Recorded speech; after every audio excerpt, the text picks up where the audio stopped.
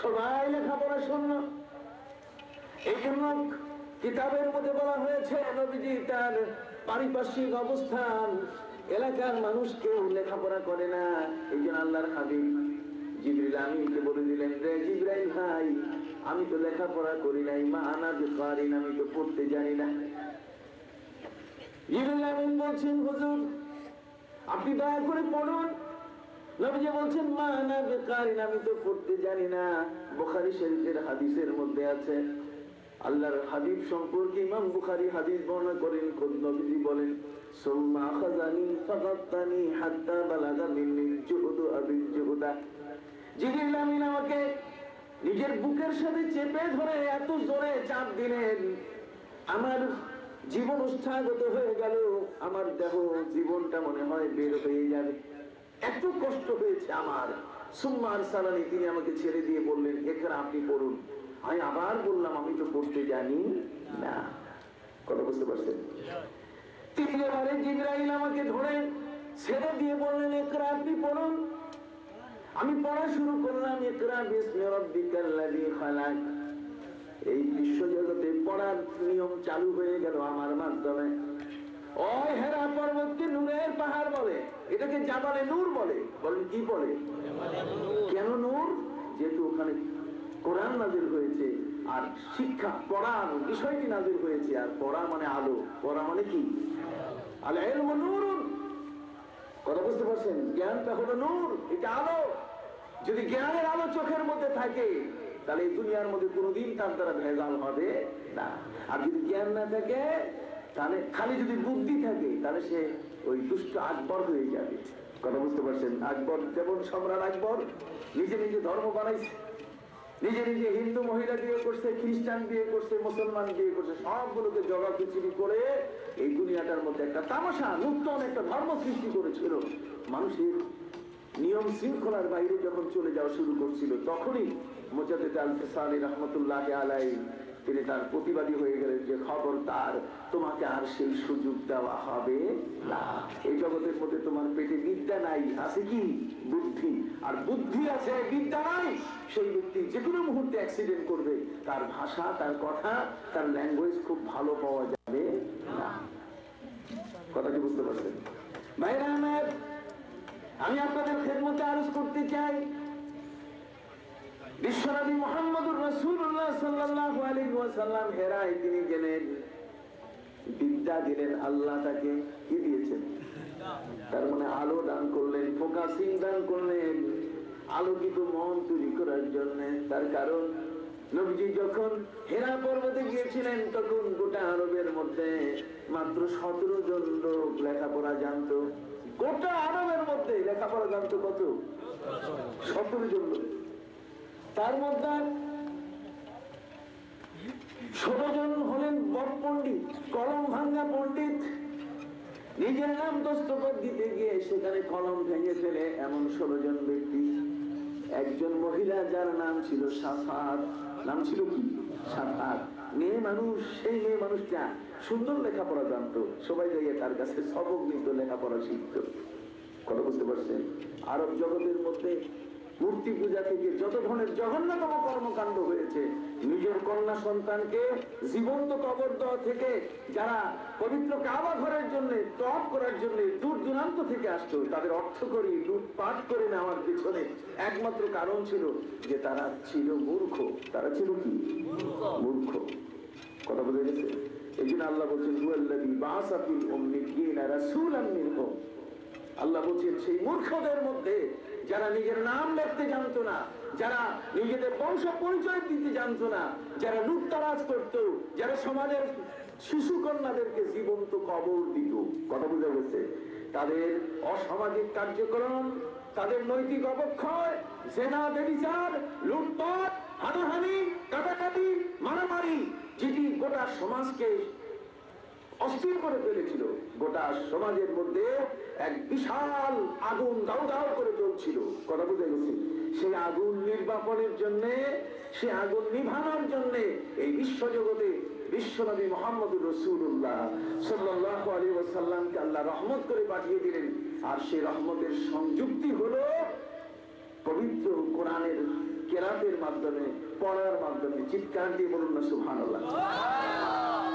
অতএব সেই কোরআন হেরায় আমার নবীর উপরে নাযিল করার পরে সেই হেরার নাম হলো জাবালে নূর। এটা হলো আলোর পাহাড়। বলুন কিসের পাহাড়? কেন আলোর পাহাড়? এই কারণে আলোর পাহাড় যেহেতু সেখানে পড়ার আয়াত নাযিল হয়েছে, ইকরা বিসমি রাব্বিকাল্লাযী খালাক।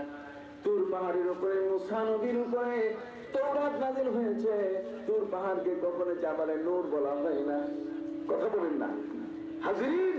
নবীরা যে যেখানে অবস্থান করেছেন তাদের অবস্থান স্থলকে কখনো নূর দিয়ে চিহ্নিত করা হয়নি। কিন্তু আমার নবীজি যে জায়গা থেকে তিনি মানুষের দিক নির্দেশনা তিনি দেখেছেন, এই জগতের মধ্যে একটি জাতির পরিবর্তন আসতে পারে ওই মুহূর্তে যদি তাদেরকে শিক্ষিত বানানো যায়। কি বানানো যায়? জোর না, কি বানানো যায়? শিক্ষিত বানানো ছাড়া একটা জাতির উন্নতি করার কোন উপায় নাই। এই জন্য নির্ভেজাল একটা শিক্ষা পৃথিবীতে দরকার। বলুন একটা শিক্ষা কি দরকার? নির্ভেজাল শিক্ষা। ওই নির্ভেজাল শিক্ষা আল্লাহর হাবিব নিয়ে আসলেন। যে সমাজের মধ্যে বাবা ছিলেন এত বড় নির্দয়, নিজের হাতে তার কন্যা সন্তানকে তিনি কবর দিতেন, আমার নবীজি তার বিরুদ্ধে আইন নিয়ে আসলেন।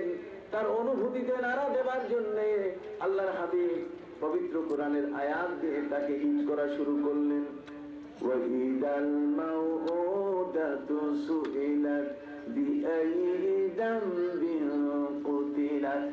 কিয়ামতের ময়দানে এই অবুঝ শিশুরা বাবা যাদেরকে নির্দয়ভাবে জীবন্ত কবর দিয়েছিল, কিয়ামতের ময়দানে সেই শিশুরা রক্ত মাখা জামা কাপড় নিয়ে আল্লাহর দরবারে অভিযোগ করা শুরু করবে, প্রভু তুমি আমার বাবা যত বড় দরবেশ হোক ওই হোক, তসবিহ দানা যদি 1000 দানাও যদি টানে সে তসবিহ পড়ে, তারপরে তুমি খবরদার তাকে ছাড় দিও না, তাকে তুমি খবরদার ছেড়ে দিও না। সেই পিতা আমাকে নির্মম ভাবে হত্যা করেছে, জীবন্ত কবর দিয়েছে।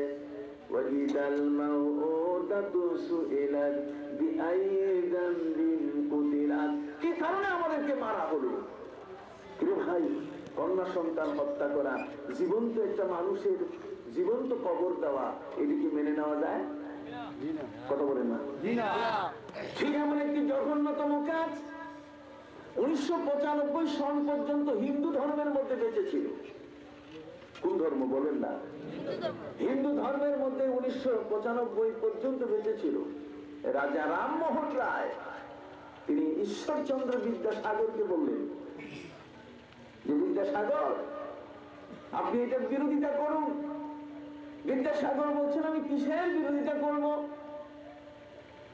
হিন্দু ধর্মের মধ্যে নিয়ম আছে, স্বামী যদি মরে যায়, স্বামী মরে গেলে ওই স্বামীর চিতায় যখন আগুন দেওয়া হয়, স্বামীটাকে যখন শ্মশানে নেওয়া হয়, এর গায়ের উপরে যখন পেট্রোল ঢেলে দেওয়া হয়, ঘি যখন ঢেলে দিয়ে যখন সেই লাশটাকে আগুন দিয়ে পোড়ানো হয়, তখন তার জীবন্ত স্ত্রীকে উদ্বুদ্ধ করা হয় যে তুমি যদি স্বর্গে যেতে চাও তোমার স্বামীর সাথে, তাহলে এই মুহূর্তে আগুনের মধ্যে লাফাইয়া করে তোমার জীবনটাও তুমি ওই পোকার মতো দিয়ে দাও।